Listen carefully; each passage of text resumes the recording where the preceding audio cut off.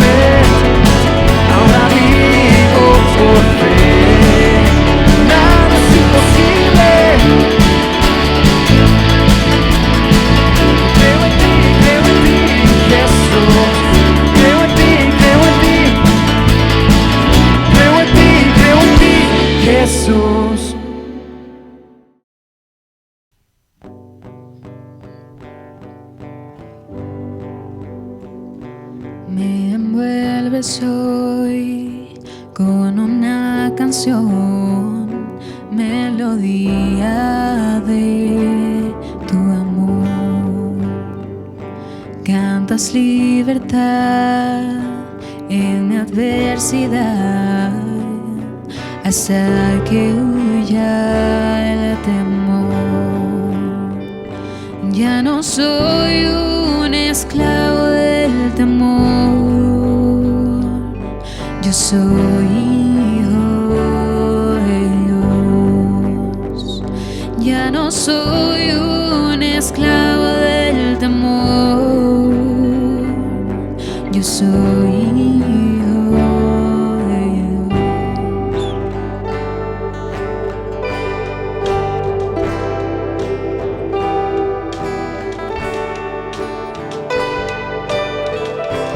Desde el vientre fui escogido en ti. Me llamo el amor. De nuevo nací, recibido en ti. Tu sangre en mí fluyó. Ya no soy un esclavo del temor. Yo soy hijo de Dios. Ya no soy un esclavo del temor. Yo soy hijo de Dios. Ya no soy un esclavo del temor. Yo soy hijo de Dios.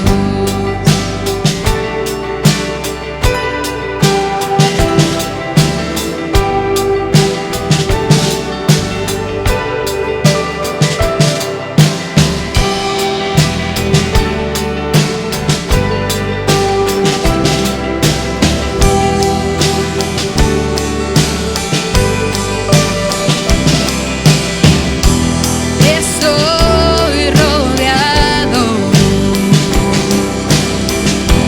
por los brazos del Padre. Estoy rodeado por canciones de libertad. Fuimos liberados de ataduras. Somos los hijos y las hijas. Cantaremos libre.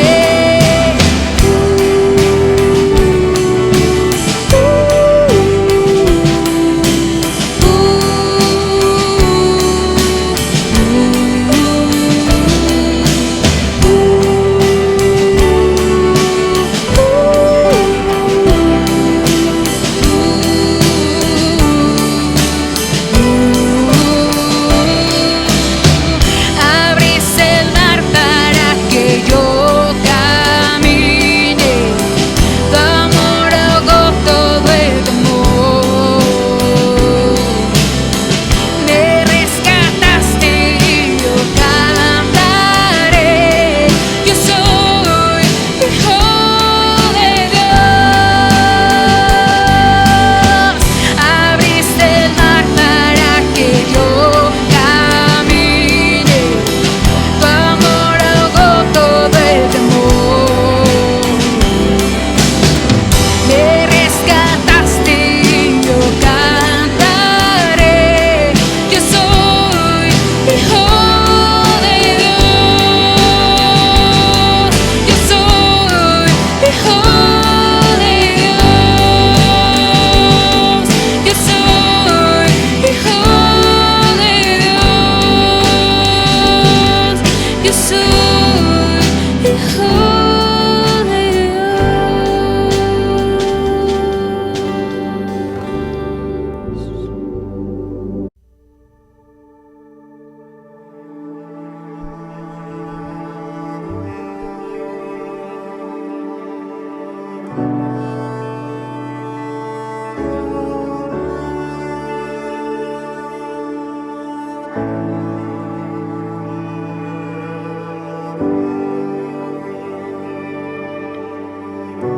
Tu voz me llama a las aguas.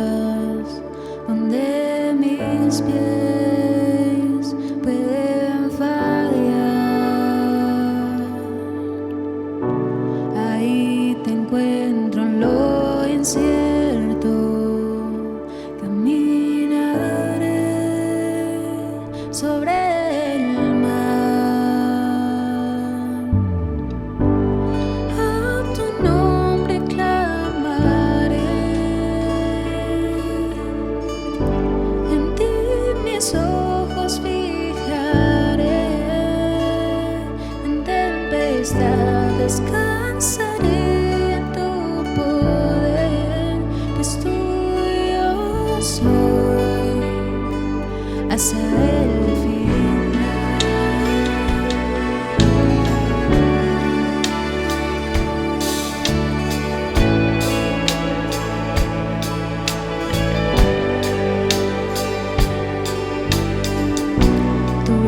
se abunda en la tormenta, humano Dios me guiará. Cuando hay temor en mi camino, tú eres fiel y no cambiarás.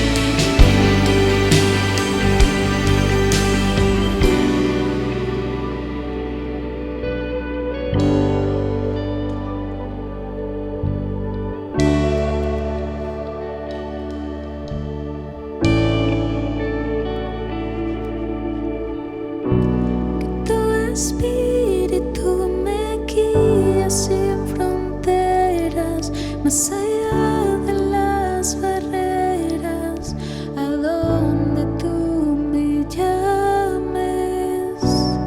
Tú me llevas más allá de lo soñado, donde puedo estar confiado al estar en tu presencia.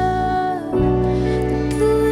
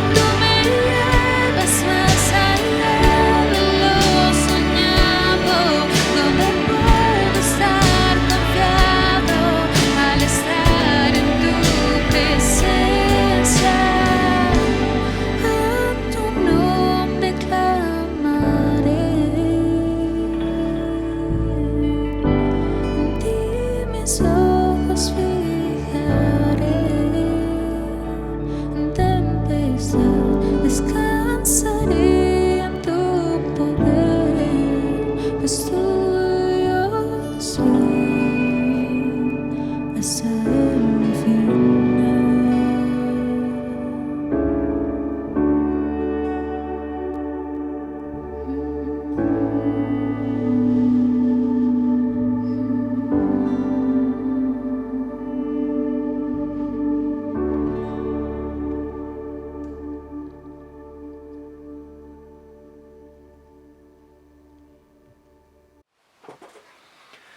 Muy bien, mis hermanos, pues llegó la hora de estudiar la palabra de Dios, así que por favor busca ahí tu Biblia, prepara tu Biblia porque la vamos a estar usando. Así que vamos a trasladarnos al libro de Lucas, al capítulo 2. El día de hoy estamos comenzando el capítulo 2 de Lucas y vamos a ver lo que el Señor tiene el día de hoy para nosotros. No sin antes pues anunciarles que de hoy en 8, prácticamente el próximo domingo, estaremos ya abriendo de manera presencial los servicios y claro, seguirá también siendo en línea, pero sería a las 7 de la noche. Ahora tenemos un cupo limitado, así que por favor trata de reservar tu lugar. Tenemos un cupo limitado por el gobierno, tenemos las reglas, hay que seguir esas reglas para no meternos en problemas y pues bueno, si esto llega al límite, pues estaremos abriendo un segundo servicio presencial que sea más temprano, como lo hemos estado haciendo pues otros días o la última vez. Así que, bueno, vamos a comenzar este estudio bíblico. Trasládate ahí, por favor, a Lucas, capítulo 2, no sin antes, puedes poner en manos de Dios este tiempo. Así que acompáñame a orar. Señor, que estás en los cielos, gracias, Dios, por este día. Señor, muchas gracias, Señor, porque tú eres bueno y en este momento queremos poner en tus manos, Señor, este estudio bíblico, Señor. Te pido que tú hables a nuestro corazón, Señor, pero también te pedimos que tú lo limpies, Señor, con tu palabra, que tú lo limpies, Señor, con tu espíritu, que nos recuerdes, Señor, que tú eres grande, que tú eres poderoso, Señor, pero también que tú eres nuestro Salvador, el que limpia de nuestros pecados, Señor, nuestro corazón y nos da salvación. Gracias, Dios, en el nombre de Jesús. Amén. Bueno, vamos aquí al capítulo 2 de Lucas, que dice así. Dice, aconteció en aquellos días que se promulgó un edicto de parte de Augusto César, que todo el mundo fuese empadronado. Iba a haber un censo. Aquí estamos arrancando, va a haber un censo. Ok, María está embarazada, ya conocen un poco más la historia, generalmente en Navidad hablamos mucho de esto, por eso es que el día de hoy no lo toco tanto, porque pues generalmente Navidad tras Navidad se toca el tema y cada Navidad siempre se aprende algo diferente, algo nuevo, y uno va recordando más esa historia de cómo fue que nació nuestro Señor Jesucristo aquí en la tierra, cómo fue que se encarnó nuestro Dios. Pero más que nada ahorita nos toca estudiar cuál es el ambiente en el cual nace Jesús. Y aquí hablando primeramente dice que hay un gobernante aquí, es un César, el emperador es Augusto César. Y Augusto César, que más o menos empezó a gobernar del año 27 a.C. hasta el año 14 después de Cristo. Pues tenía otro nombre, Gallo con C, Gallo.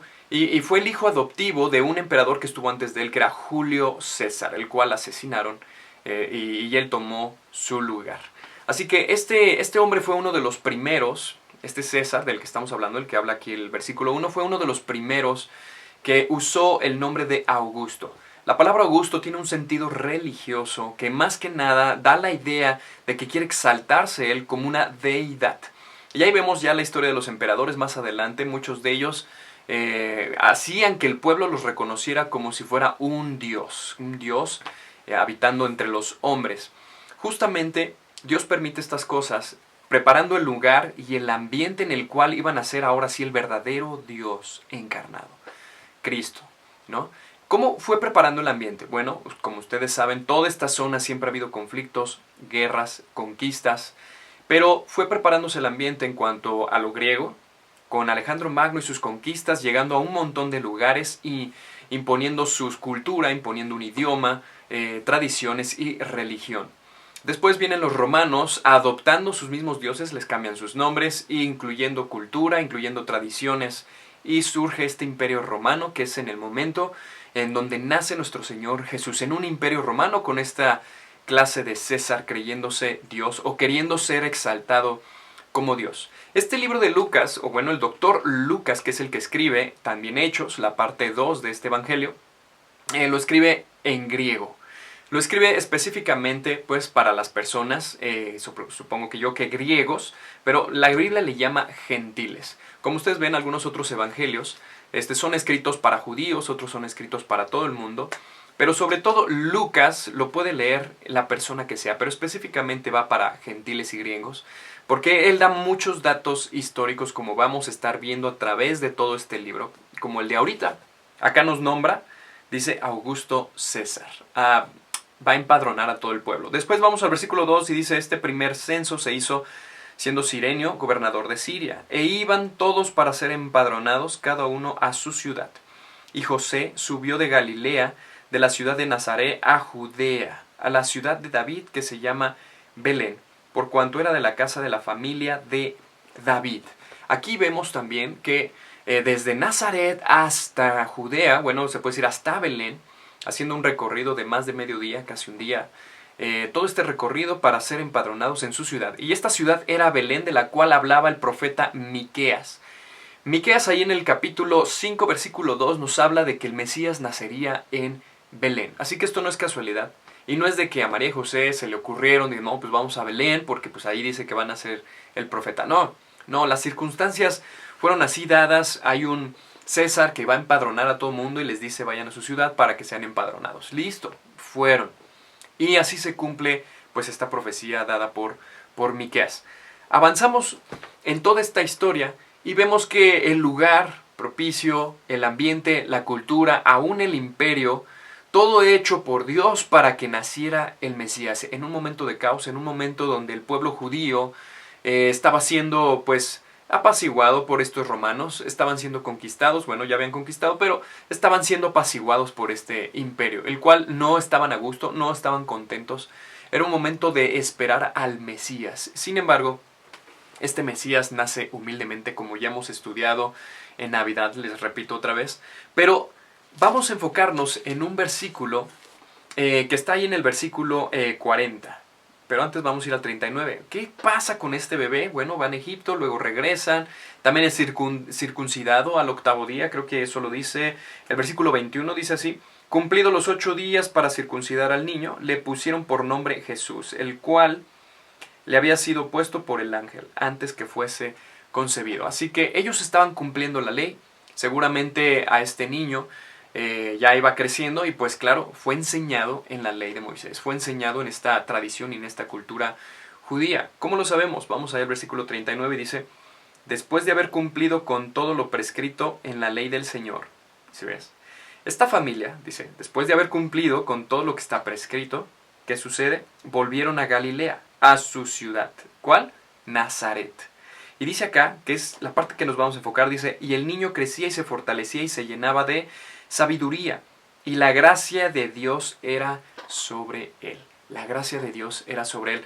Pero lo repite 2 veces también en este capítulo. ¿Qué quiere decir? Que esto era sumamente importante. Y es sumamente importante para toda persona, para todo niño, para toda persona que viene a Cristo por primera vez, es un bebé espiritual, también se puede aplicar. Fíjate lo que dice el versículo 52 del capítulo 2. Y Jesús crecía en sabiduría, en estatura y en gracia, ¿para quién? Para con Dios y los hombres. Ese era Jesús. Ese era Jesús, era un niño normal, común como cualquiera otro, pero claro, él era Dios y crecía también en sabiduría, se fortalecía, crecía en estatura, pero había gracia ante Dios y gracia ante los hombres. Como lo repite 2 veces, pues vamos a abarcar estos 3 temas. El primero es crecía, el segundo es se fortalecía y el último es se llenaba de sabiduría. Todo esto, todas estas 3 cosas nos van a dar gracia ante Dios y gracia ante los hombres. Así que vamos a analizar primeramente el crecía físicamente, dice crecía. El niño crecía. Normalmente pues los niños son bebés, los tienes que alimentar, les tienes que dar leche, ellos no van a respetar horario. Cuando ellos tienen hambre y van a estar llorando, van a estar gritando. Nosotros tenemos ya una bebé ahorita de 9 meses y yo recuerdo muy bien con Elliot, que ahorita ya tiene 3 años. Con cada uno de ellos es así, cuando tienen hambre ellos no van a respetar si estás dormido, si estás descansando, si estás trabajando, si estás en algo importante. Cuando ellos tienen hambre, tienen hambre y hay que atenderlos, porque si no estarán llorando y llorando y llorando y se tiene que alimentar. ¿Qué pasaría si una mamá decide no importarle eso y pues hacer otra cosa y se descuida a ese bebé? Pues claro, se va a desnutrir. Claro, si ese niño continúa así sin que se le dé alimento, pues llega al punto de la inanición hasta que puede morir.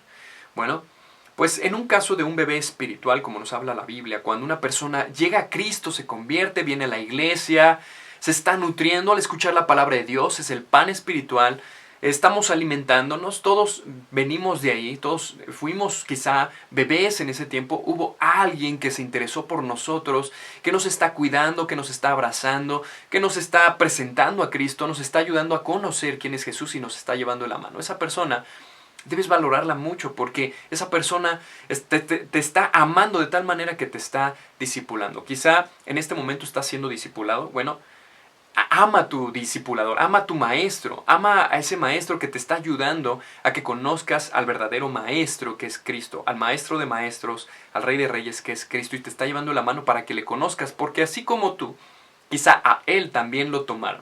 Así como yo ahorita quizá estoy enseñando Lucas, yo sé que no soy un experto, por arriba de mí hay muchas personas que saben mucho, mucho más y quizá podrían explicar este tema mucho mejor que yo, de eso no hay duda, de eso no hay duda. Sin embargo, yo también tuve a alguien que también me llevó de la mano, que me tomó, que tomó a mis padres, que tomó a mi familia, que nos discipuló y que de ahí hubo un crecimiento. Después de bebés viene esa madurez, ¿no? ¿Qué es un bebé? Un bebé pues todavía no puede mantenerse solo, pero llega un momento en que ya al bebé le empieza a dar papilla, ya no es leche, ya es papilla, ya le empiezan a salir dientes, ¿verdad? Después ya le empiezas a dar un poco de carne, quizá no todo el trozo, pero sí una carne quizá molida.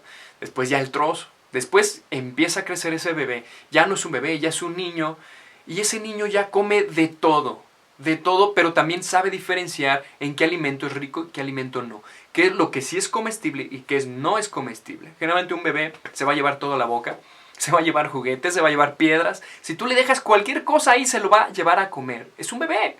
Es un bebé y no sabe diferenciar entre qué es bueno y qué es malo para comer. Igual un bebé espiritual. Un bebé espiritual generalmente ve todo tan bonito y todo tan rico que piensa, pues a todo le agrada a Dios porque no conoce aún a Dios, porque aún no conoce la palabra y la escritura, apenas está con la leche, por lo tanto todo piensa que se puede comer.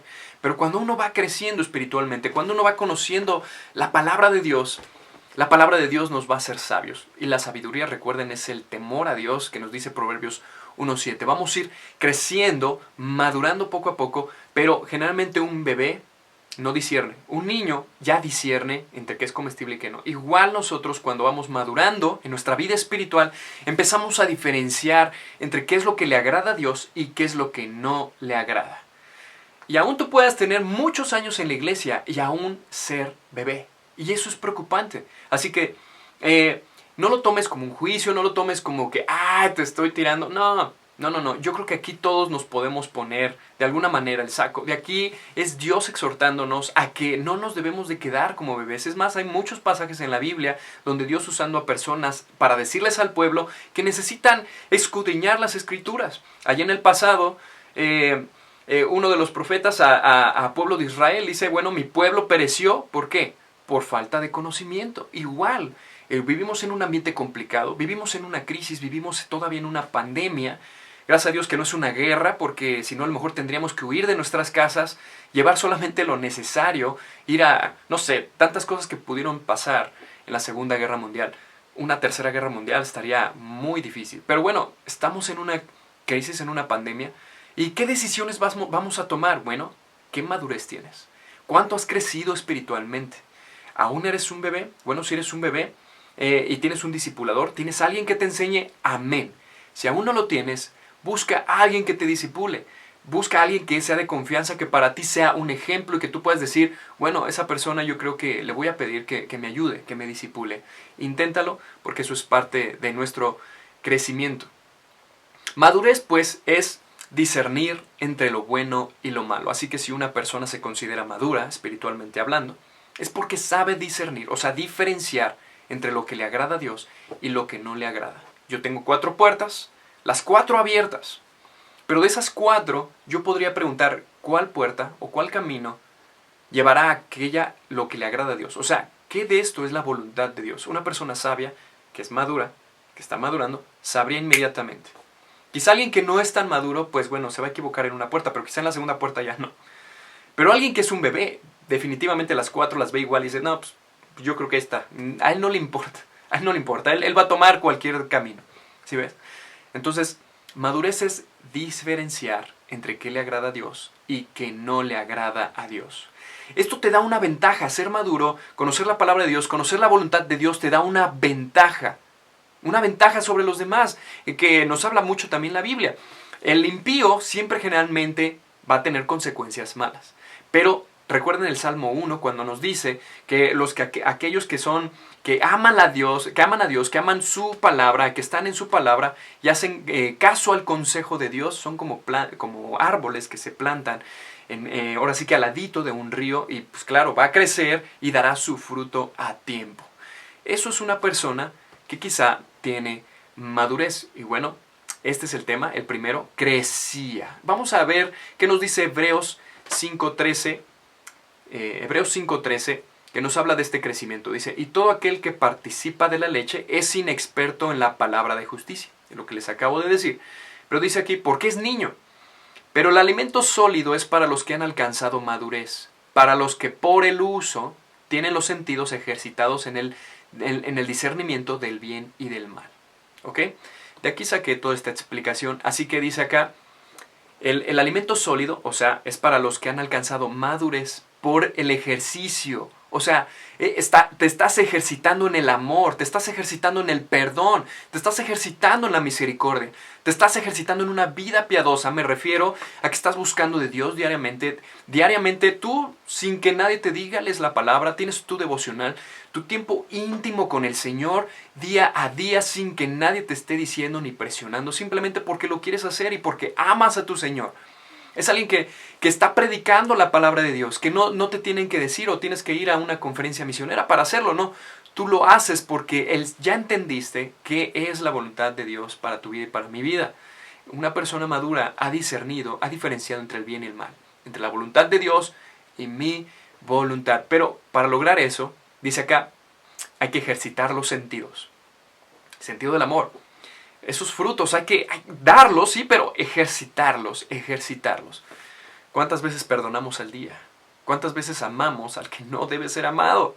Al que no es amable, pues. ¿Cuántas veces ayudamos al que ni siquiera merece la ayuda? Al que te defrauda, al que, no sé, tantas cosas, pero tienes que ejercitarte porque Jesús fue así. Aunque hablaban mal de él, aunque lo trataban mal, aunque lo persiguieron y al final lo crucificaron, aún así él los amaba. Y aún así él estaba dispuesto a perdonarlos.